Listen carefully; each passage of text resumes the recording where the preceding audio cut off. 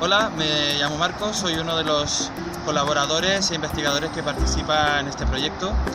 La Cooperativa de Iniciativa Social y Creatividad Tecnológica básicamente es una cooperativa que tiene dos objetivos. El primero es crear tecnologías e innovaciones que vayan directamente a la ciudadanía, o lo que se llama crear tecnologías ciudadanas, y por otro lado crear puestos de trabajo derivados de estos diseños y tecnologías. El proyecto del Núcleo de Innovación Urbana Badía del Vallés es un proyecto que pretende mejorar la vida de la población de Badía del Vallés, que es el municipio que podemos ver que está de aquí detrás. Pues esta ciudad fue construida en los años 60, fue en un principio pensada para población básicamente de funcionarios,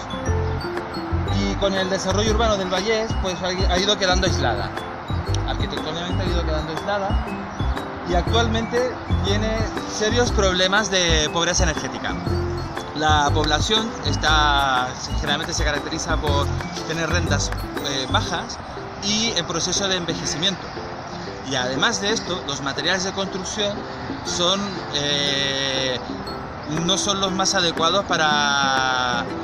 lo que hoy en día es un estándar de vivienda digno. Entonces, en este sentido, el proyecto que proponemos es, primero,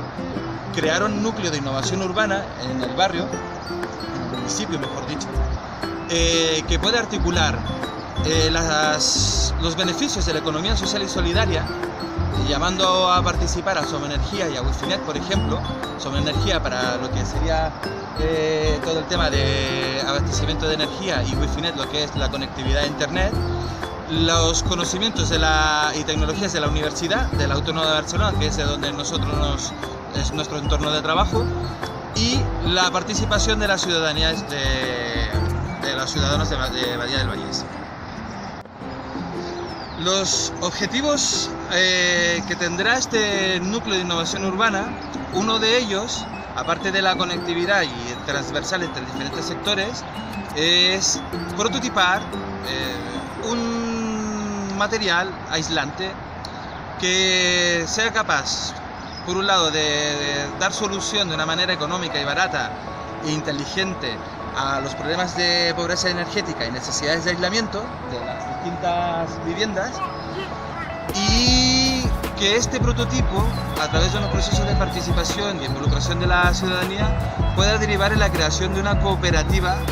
conformada de personas que se puedan dedicar a